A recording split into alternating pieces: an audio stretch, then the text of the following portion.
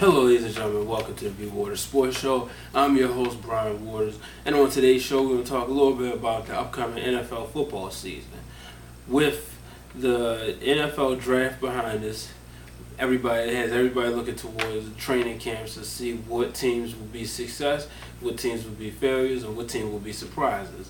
Let's start with the team who had the number one draft pick, the Miami Dolphins.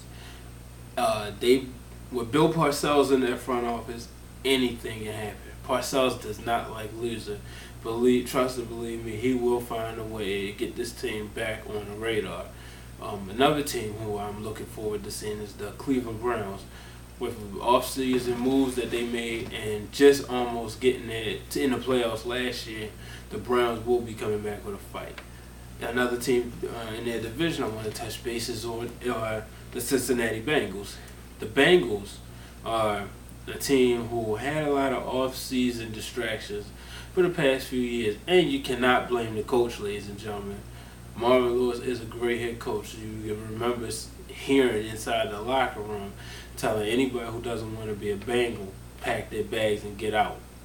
So, it's going to be interesting to see where that team goes from here. Finally, Chad Johnson is really understanding the fact that he will be a Cincinnati Bengal throughout the 2008 season. So you get him and Carson Palmer on the same page, and only you can expect is good things. A team that everybody's kind of worried about is the Baltimore Ravens. Didn't hear really too many off-season moves. In my opinion, the greatest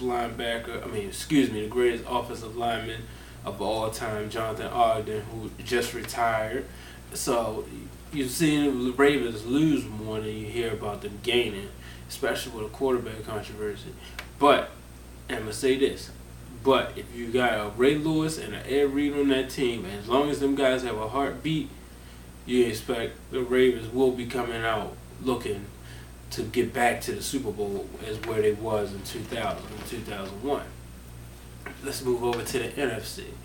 You got the Dallas Cowboys, who had a great season, home field advantage throughout the playoffs, only to fall to the would-be Super Bowl champion New York Giants in the divisional round. The Cowboys are coming back out with a vengeance this year. With the key additions, Adam Jones and Zach Thomas, only good things can happen with the Cowboys. They did lose Julius Jones, but they also picked up another running back, Arkansas running back, whom we all know is not Darren McFadden, but he's a pretty good guy himself. I can't think of his name right now, but with him and Marion Barber, only good things can happen in that backfield. And with Tony Romo coming back out for a third season, and last year proving that he was not a fluke, he is the real deal. He and T.O. combined.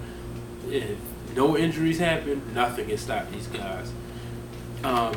With the Green Bay Packers, a lot of people are not giving up on the Packers.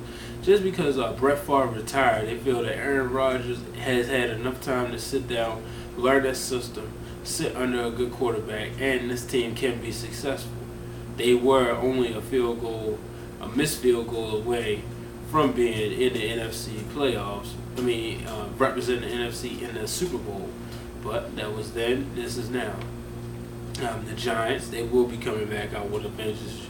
They defend their crown. Eli Manning proved that he belongs here in the NFL. And he, Plexico Burress, and David Tyree showing that in the Super Bowl that when they're on the same page, anything can happen. And that includes beating an 18-0 New England Patriots team. So the NFL this year, and those are just a few teams. As the season, as we get closer to the season, we'll touch bases on some of the other teams. It's going to be interesting to see what the 2008 NFL season delivers us.